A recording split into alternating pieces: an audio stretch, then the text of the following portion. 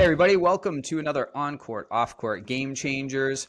Very pleased to be joined by, of course, Kalindi Dinoffer, CMO of On-Court, Off-Court. And we have a very special guest, Margit Bannon. Thank you so much for joining today.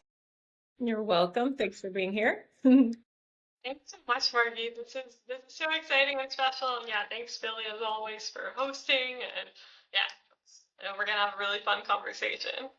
I Yeah, we agree. sure are. Yeah, and if you're in the on-court, off-court world, you probably notice Margit because she does a lot of collaborations with the Instagram account. We got a bunch of videos on YouTube, and Margit is kind of the resident expert with yoga and tennis and how mobility and all these things play together. She has some amazing demonstrations, tutorials, again, on all over our sites, and we'll get a chance to share a little bit about what she's doing. But Margit, thank you so much for joining. Yeah, this is awesome. You're welcome. Thanks for having me. It's probably a little long overdue. I think probably Kalindi, right? So glad we're finally getting to it. Yeah, so Margit, I was just going to ask, because obviously the content that you're producing, what we're seeing on Instagram and everything, is this kind of this connection between yoga, mobility, wellness, tennis.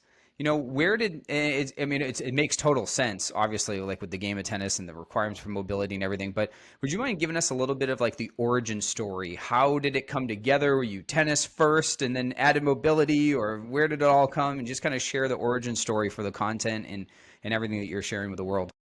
Definitely. So definitely tennis first.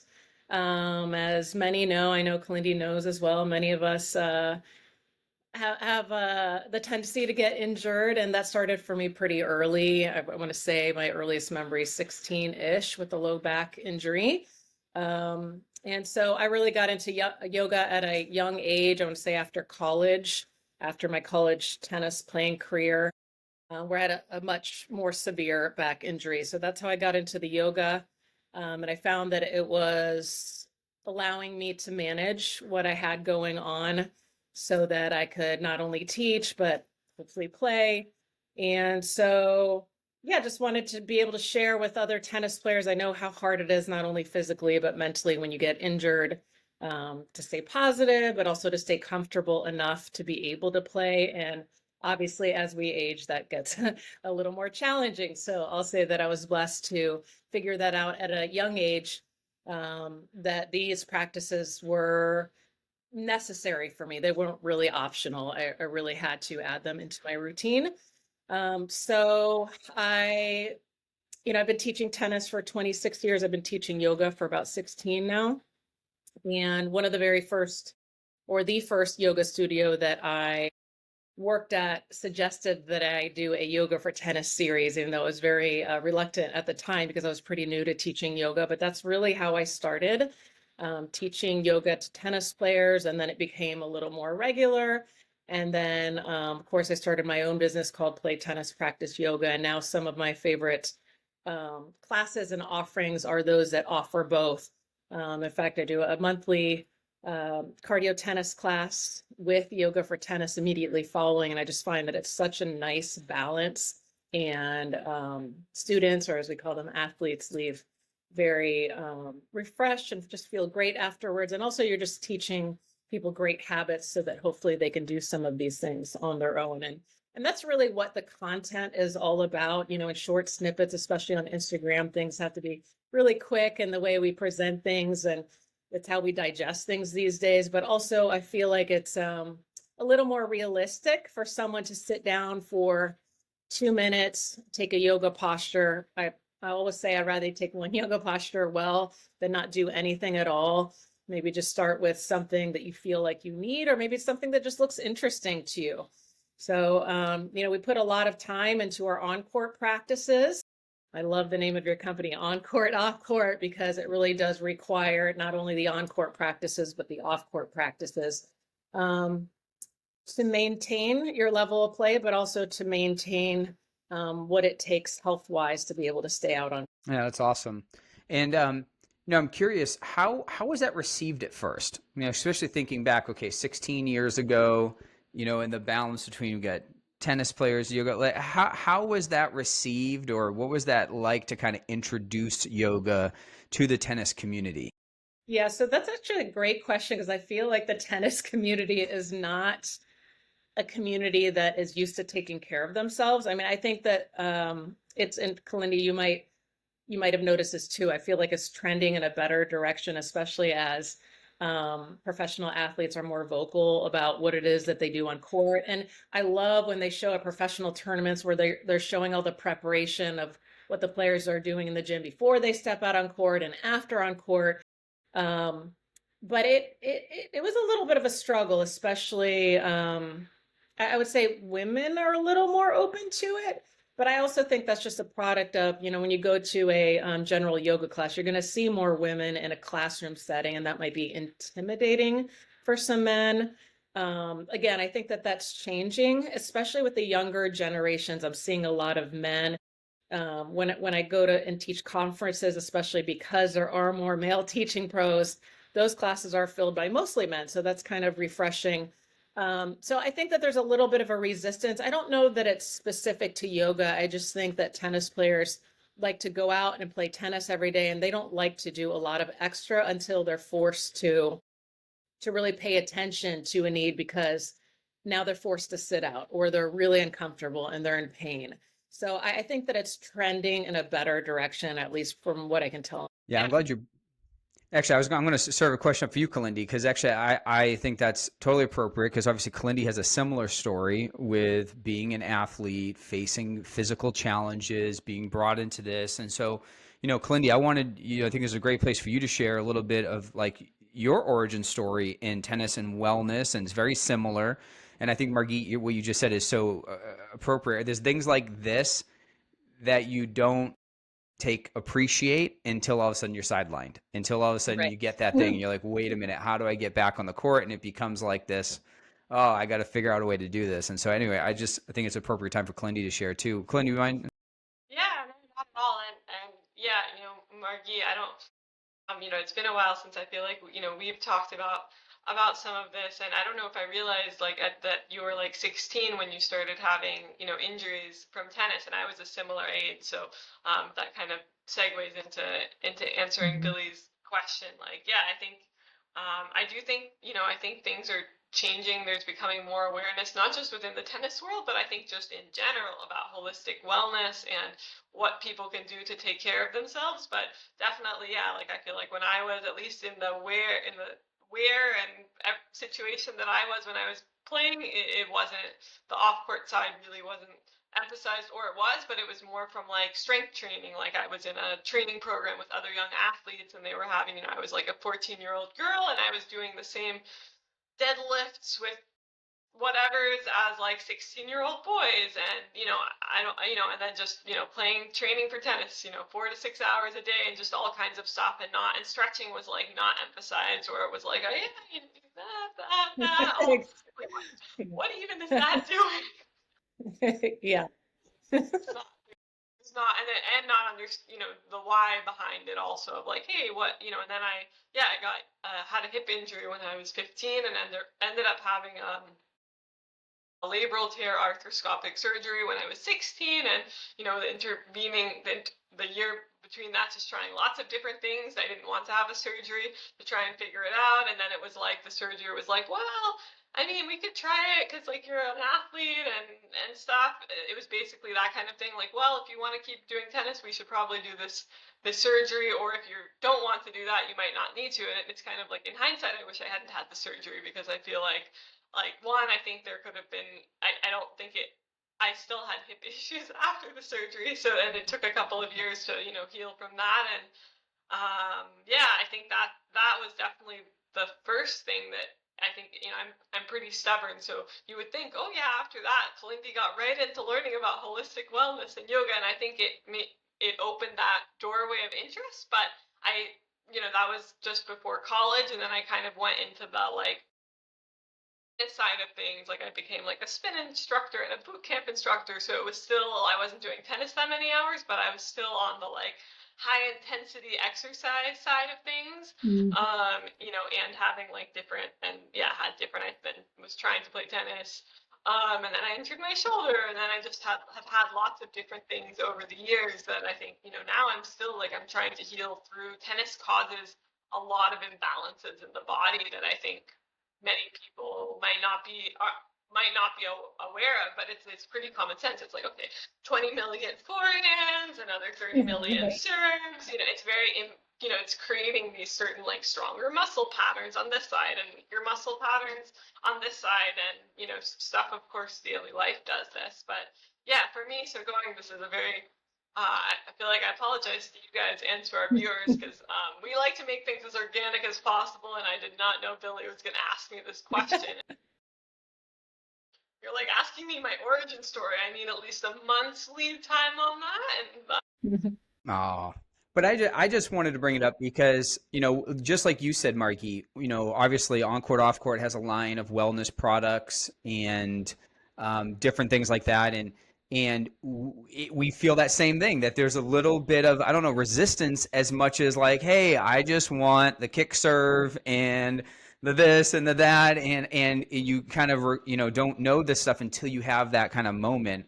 I'm sure like with your practice and what you've been doing, you probably have a lot of really great stories of how you've had students come to you that have had similar issues, and you've been able to, provide this level of expertise and to get get them back on the court.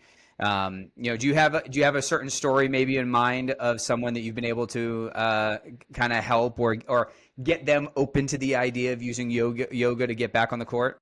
Yeah, I'll say that it's not a specific story, but oftentimes when people aren't, I think the word yoga too sometimes can intimidate people. But if you call it, which I know Kalindi knows, yoga is so much more than stretching. Yoga gets put into a box of stretching alone, which there's so much more to yoga than that. But many people feel the word yoga and stretching is, similar. So a lot of times people aren't that open to it, but they'll come for a lesson, and typically I'll ask if they're struggling with any issues or injuries or anything beforehand, or they won't say anything, and it'll come up during the lesson. They kind of forget until we get to doing something. So oftentimes, the last 5 minutes I'll offer, hey, why don't we try this, just because of what you mentioned, and I won't present it in a way, hey, this is yoga, but we'll do some mindful movement, right, combined with a little breathing. And oftentimes people say like, oh, that feels pretty good, or oh, I can do that. And sometimes the people you would least suspect, they'll come back the next time, they go, hey, I've been doing that thing you showed me, and wow, I feel so much better. And that, I mean, feeling is just believing. So I think if you can just introduce things in a way to help people feel better, especially if it allows them to get more reach on their serve or whatever it is, people are generally more open to these practices. So letting them know that yoga doesn't mean that you have to do a full hour class in a classroom setting. Like you can have a home practice, do things on your own. I think that's why the online work is so nice, because you can do it in the privacy of your own home. No one has to know what you're doing. You don't have to have a wonderful yoga outfit on. Yeah. You have to worry about what you look like. And then, that generally will spark some interest. And then maybe they're not so shy about joining in on a class or taking a Right. full-on private lesson, that sort of thing. So you don't need to do the full bird of paradise in order to get some benefits on the court. No. It's been years Uh, since I tried that, by the way. I Yeah, I got it. My wife got me involved. I got the little half. I got the leg kind of like, And but the yoga practice is meant to evolve also. The my yoga practice of what I did in my 20s is so different from what I do now. I think also what's challenging about yoga is there's so many different types of classes. And because certain types of classes are trendy, like whether it's hot yoga or whatever, there's a lot of classes labeled vinyasa flow, and someone might jump into a faster paced class where they're not confident on their form. It has the opposite effect of what people are looking for, which is I try to remind people that you're trying to do this to balance out what you're doing on court. Think of your yoga practice as allowing you to continue what you want to do on court, but for that to happen, it needs to be, in my opinion, a gentler practice. Unless you're a younger practitioner who's looking to burn a lot of energy, not necessarily going into it because they're injured, but looking to get a workout. That's a different situation. Most of us are already getting our workouts out on court, and we need something a little slower, which, by the way, not just to balance things out physically, but mentally, because tennis is such a mental sport and we are go, go, go. And we can really learn to be present on the mat, which translates really well on court. But I find if you take the stress of play out of it and you spend some time on your mat, especially with your breath and how things are feeling, then you start to notice those on court a little bit better, provided, again, the yoga practice is one that you're not stressed out doing because it's so fast and you're doing things that are so challenging that it has the opposite effect mentally.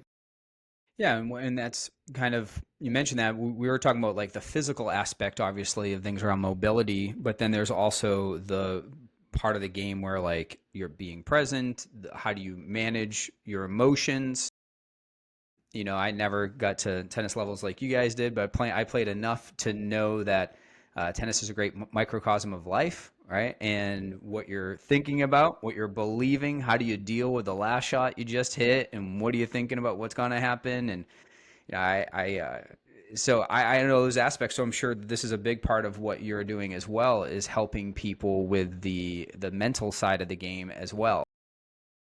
Yeah, I mean, I think myself included, I came into it for the physical aspect. I didn't necessarily know what yoga was. The Sanskrit was a little intimidating to me. Again, things that you don't have to practice ever at all in yoga if you don't want to.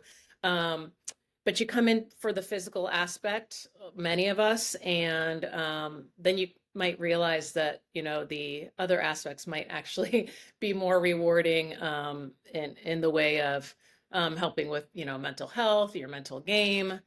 Like you said, you can learn about a lot about yourself on the yoga mat that can translate well into tennis. Um, so I recommend it so much, obviously.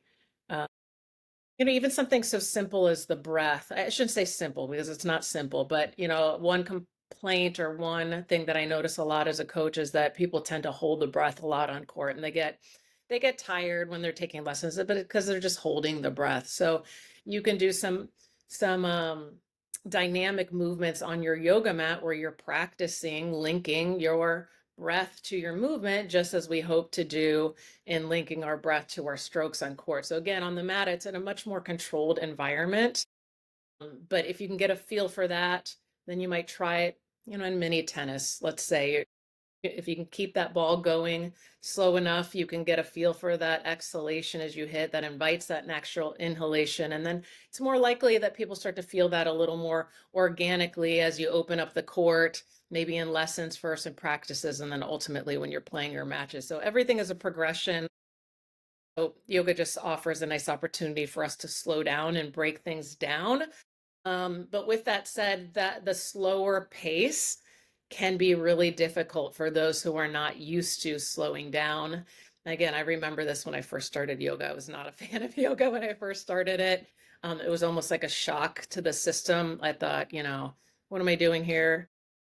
I'm not burning any calories. This is a waste of time. I feel bad at this. I don't know if I'm doing this right. All the things that you might feel in starting something new. But if you can kind of get through the initial first few times, even, it can be quite uncomfortable physically for many if they are really tight.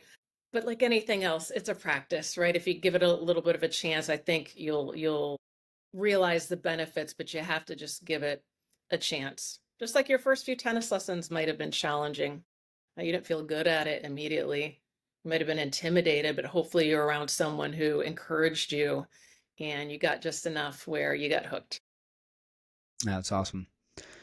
So, Margit, oh, please go ahead, Kalindi. I was just gonna say, like, and that was kind of, and can you guys hear me any better now, or is it still a Yeah, little? yeah, we're good. You can hear me, okay.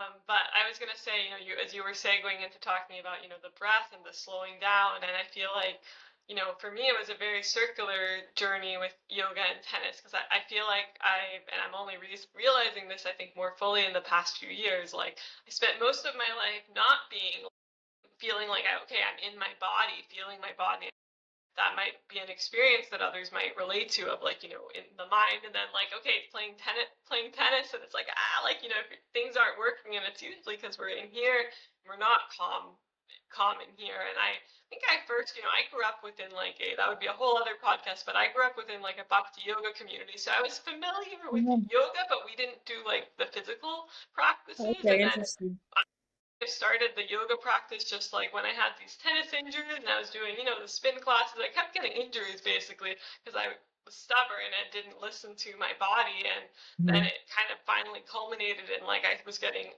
bad jaw pain after wisdom teeth surgery, and it was like, okay, my whole body's like practically not working. I have all these different things. And and then I think then at some point I started with like, it was just like some whatever yoga class. I think it was in a warmer temperature, and I was even getting injured doing that because I was going too fast. It was a Yeah, faster class. And then I went to the studio where I ended up doing my teacher training, and it was much slower, and there was, emphasis on the breath, and it just was like, oh wow, like this is really cool. And I think, I did the yoga training at a similar timing as like mindfulness and mindful self-compassion. And just, I think, what you were saying, Margit, about how, if you're not used to it, it can be very uncomfortable and scary to try to slow down and come home to your body and the breath. But it's such a valuable practice for all forms of well-being and performance on the court. And just, I think, as you were saying, Billy, like tennis is a little microcosm of life. And it's like, well, that's like, okay, anything is, tennis can be a form of a yogic practice. It's like, okay, it's a tool for you. Are exactly. you very present in you're in your body, and then you're out on this field with this other person, and it's like, okay, how are you going to show up with your whole being? So I think they complement each other. Yeah, for Yeah, sure. for And sure. like just going back to your point and back to the mini tennis example. I mean, if you and I are hitting mini tennis, Kalindi, and we're fully focused on, let's just say we have a mental focus. For you, it could be the breath. You're just focusing on your exhalation every time you hit that ball. Or I'm focusing on a split step every time you're making contact with the ball. And we have that focus and our mind runs and we invite ourselves, oh yeah, this is our focus, and we keep coming back. I mean, that's essentially what yoga is. We're trying to still those fluctuations of the mind. We keep coming back to the mental focus, and it's essentially a meditation in motion. So, you know, we can be practicing yoga in our tennis practices, provided we have that mental focus, provided we're present and we keep coming back to the focus. It's not all about, um, everybody talks about the flow state, right? We want to be there, but in most days we're inviting ourselves to come back over and over again. And then, once in a while we do experience that moment where we're being that ball. So, we're practicing yoga on the tennis court if we're focused, or at least if we're trying to stick with that mental focus, if we have that intention, let's put it that way. That's awesome. So, Margit, I'd love to hear a little bit of how you're practically helping students do it now. I know you've got a lot of different stuff going on, so maybe you could just share a little bit of like workshops and courses and just all the different ways that you get to support tennis players that need this. Yeah, definitely. So on court, I teach mostly tennis on court, but I do also teach some private yoga sessions on court. So I do that one-on-one. I do in a class setting, like I mentioned, with the cardio tennis classes with the yoga for tennis. That's my more regular class. But I do offer that for anyone who, wants to come either in a private setting. I had one student years ago, which I didn't know if she was going to do tennis or yoga that day, just based on how she was feeling. She had some lower back issues as well. So, I'd see her walking in and she'd either be in her yoga clothes or in her tennis clothes, and we would just address it based on what was going on. And that's really what I love about yoga also, is it allows you to be proactive, and that you're working with what you have and you're doing something about it. You're not just resting, which in many cases that can be detrimental to how you feel. So anyway, I work with people physically here at my business in Florida. I do a lot of special events as well. I'm going to be doing some classes for Wilson and Sarasota here in Florida starting in August. Once a month I'll be there. just to help tennis players make the connection between tennis and yoga. I love to use the use of the rackets and the balls, use these props that they're really comfortable with. So I have some special events. I have a retreat coming up in October that I'm really excited about in Mallorca, which we'll be doing tennis and yoga, and of course, touring the area and going to the Nadal Academy. That's a major highlight. So we're very excited about that. I'm excited for clients of mine to experience that, and even some that I haven't met yet, just to feel what it's like to have a week of practicing tennis and yoga. So instead of, some of these students just only practice yoga with me when they come for these monthly offerings. So they'll get a chance to feel what it's like a little more regularly. But for those that I'm not able to see in person, as I mentioned, I have my social media channels, the Instagram, the YouTube, where I offer tips weekly. But I also have a yoga for tennis series on the Fit for Tennis app. So that's complimentary for a week. If anyone wants to check that out, there's 5 classes in there, not longer than half an hour.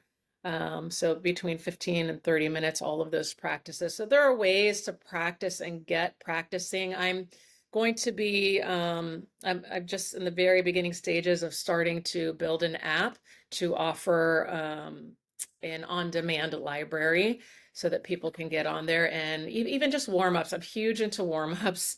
So again, like maybe you go out on court with your teammates and you're not sure what to do with the warm-up. Well, you can get on there and follow my lead. And after you do it a couple times, you know what to do on your own. And then when you get bored with that, you try something else. So really just trying to find ways of offering things, not just in person, but online. I'll have the ability also to do some live classes on that. For whatever reason, it hasn't felt right to do like the Zoom classes. I take a weekly Zoom class with my teacher out of California, but for some reason that didn't, I don't know, but the app feels a little better to me. So hopefully I'll get more people practicing yoga for tennis and or yoga for racket sports even. Yeah, it's fantastic. I mean, obviously, it can be helpful for every medium or whatever sport they're in. Let me share real quick on my screen some of what you got going on. Thank you. So this is Margit's Instagram here. So Instagram.com/play tennis practice yoga. So you come on here and it looks like you got a link tree and lots of different stuff going on in here. So definitely get on the Instagram. Make sure you follow Margit and get some of these things. I would recommend join her email list, subscribe to her YouTube channel. I'm sure you'll be able to provide lots of different updates through social media and your email list as well, right? Definitely. Yeah. And especially if you're local in Florida, or even if not, I'll be putting all my special event type stuff up on there. So that's what helps with the email list and, with the website and any specialty things that I have going on. But, you can always reach out to me too if you want to send a message or if you have a question about something. I might have something that I've already filmed that I can just kind of shoot you a link to. Yeah, sometimes the hardest part is just getting started and just starting with one little thing. So actually, I was going to ask you that, Margit. So like somebody's watching this, maybe they're like, yeah, I know, I need to do this, right? The Yeah. reluctant, well, I don't know. How would you recommend someone to start? Is there maybe like an online asset that we could direct them to right now? Be like, okay, if you want to get a taste for this and start to see what we're talking about, where would you direct someone to kind of start their process? Um, I'm reluctant. I would just say just pick one video off of my Instagram to practice maybe after your tennis practice. There's a warm up on there, but the Fit for Tennis app might be a good start as well. I know that for a lot of players, they're not, if you were to practice in the morning and you're not used to stretching, you can feel really tight in the morning and it doesn't feel great. So I actually would probably suggest to do it after your tennis play. And again, it doesn't have to take a long time. Just do one or two things afterwards with the mindset that this is going to help me recover so that I feel better and so that I'm just more comfortable out on court and so that I hopefully avoid injury. It's hard, you have to kind of set that habit where you're doing it the same time every day. I mean, I have my own routine where I do more dynamic movements on my mat before I go out on the court. Again, it's not a long time. It's only 10, 15 minutes. And then after my teaching day or my playing day, I might spend a little more time, 15, 20 minutes, but it doesn't have to be all in one sitting. I was just talking to someone the other day. They're relatively new to yoga, and she's getting ready, her office ready for teaching again in the fall. And she goes, "You know what? I think I'm going to put a yoga mat down in my office." I was like, "Yes, that's what you want, because you want to make it easy for yourself." I don't know if you can see this, but I have my mat. I've got my foldable yoga mat right there. I've got my meditation cushion. I've got some props back there, but I always have it out. I always have it out. That way I have no excuses. I pass by the room, I kind of see them.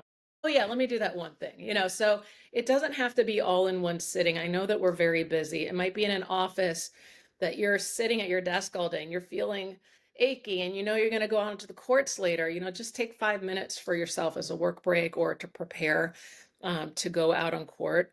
But that's essentially what I would like the app for, to just spell it out a little bit more. If you go into my YouTube channel, they are categorized the videos into certain playlists. Like it'll say yoga before tennis, yoga after tennis, tennis warm-ups. There's a lot of tennis tips on there too. It's not just yoga, but it might be categorized in a way that might be a little more obvious for people who are looking for something specific. Yeah, it's great. Yeah, let's pull that In up. fact, And Kalindi and I we did a series a long time ago.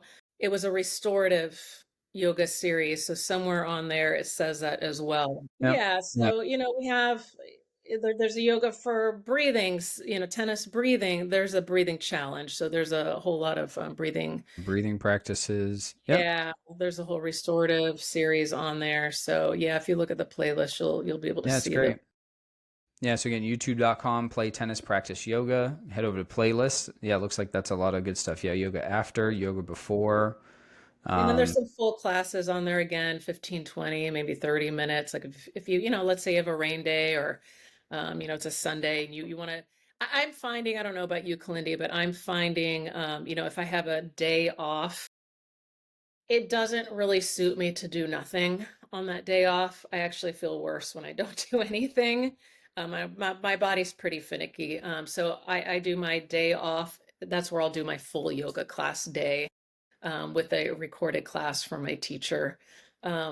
So, maybe you take 15, 20 minutes that day and you do a short class, or you just experiment with a couple of things that look interesting to you. So, when I was younger, I wanted to try those postures. You mentioned bird of paradise. I wanted to try the postures that looked fun and interesting. And I wondered, like, can I do that? Like, I was just curious. So it can be something that you might say, oh, I wonder if I can do that, or wow, I know I really need that. So, just starting small. that's great. Yeah, so make sure you head over to the YouTube and check out those playlists. That's a great way to start, especially with them, before and after. I think that makes a ton of sense. You can go in there and what's something you can do right before you're playing. What's a couple things you can do after. Obviously, it's on YouTube, be easy to get a hold of. And then when your app comes out, I'm sure it'll be categorized even better with this. So that's going to be something to look out for. So yeah, make sure you sign up for the email newsletter list. So when Margit launches that, you can download it and give it a big 5-star rating on your favorite app store. Yeah, so that's awesome. Great. So I was just say, so if we're gonna give somebody like somebody brand new, because I know you're giving people something to get started, but somebody brand new, never done this before, give them the number one piece of advice to start. Just number one piece of advice right now that they can get going on first thing. If they want to get started with yoga. Yep. So they watch this video. They're gonna go to the tennis court, and they don't do any mobility. Their warm up is you start close to the net, do the close ones, back up a little bit, 3 serves, and now they're going. What's the one thing that you're going to recommend that they do differently when they go out today that's going to get the ball rolling with this? I actually suggest they do some active dynamic movement and stretching on court. So I wouldn't call it yoga per se, but I would just recommend that and again, I have these on my YouTube channel. I have them on my Instagram as well. And if they don't find it, again, shoot me a message and I'll send them to you. But just to get moving in the ways that we move on a tennis court ahead of time, In fact, today, my post today was 3 things that you can do to warm up when you don't have anybody to warm up with. I think Perfect. people just get stuck in the box of, oh, we warm up this way. I warm up with someone else. Mini tennis, we back up, we do ground strokes, we do volleys. But what if you don't have someone to warm up with you ahead of time? There are things that you can do. So I would do that active dynamic movement and stretching that might, include like some skipping or some dynamic lunges, and just to get moving before you start hitting tennis balls. Um, it's just going to make you're going to warm up so much quicker, and you're going to hit the ball. Yeah, that's great. And Margit, just a moment ago, you mentioned do you have the foldable yoga mat behind you? Is that what it is? Yeah, that's awesome.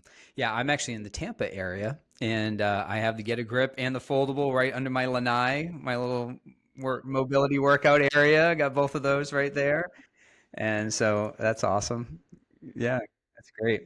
Looking at my foldable yoga mat across the way right now because I love what you were saying, Margie, that you were saying you had someone that they put a mat in their office, and totally, yeah, agree with you on, I think, yeah, the importance of a dynamic warm up before playing, and then kind of doing some stretching immediately after. Like, I think, I don't know the scientific aspects of it, but I do think it exists. Of like, I think it really helps with with the recovery and injury prevention, and as you were saying, also even just mentally being ready. And then after having that, playing a tennis match can be a very, it can be fun, stressful, hopefully, but it can be a lot on the body. So having that like wind down time and letting the body integrate back before, rushing off to whatever's the next thing happening in the day. Yeah, that's fantastic. Well, Margit, we really appreciate having you, and we'd love to do it again too. So, especially when you got some of your events and everything going on, we'd love to hear what's going on. We'd love to hear about your trip that you're going on. That sounds amazing.